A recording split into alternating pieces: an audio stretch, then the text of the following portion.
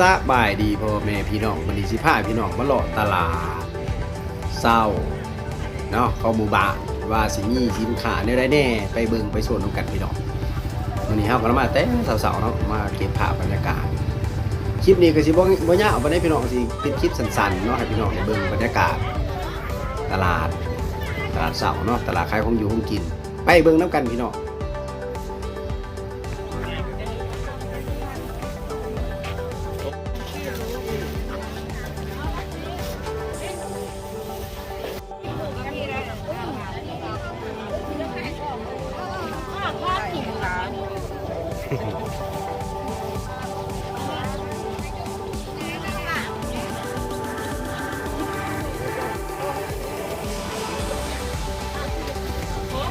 พี่น้องรับชมแล้วก็อย่าลืมเนาะก็อย่าลืมกดไลค์กดแชร์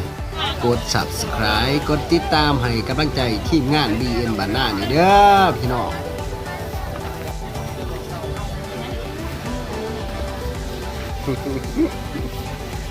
ให้ขาหน่อยก็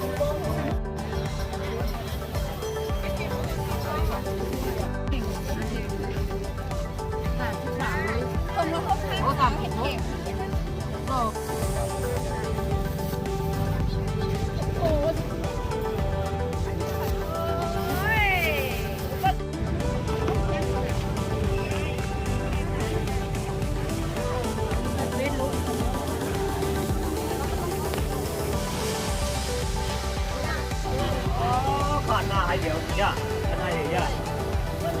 มันหรือครับมันไม่ทราบ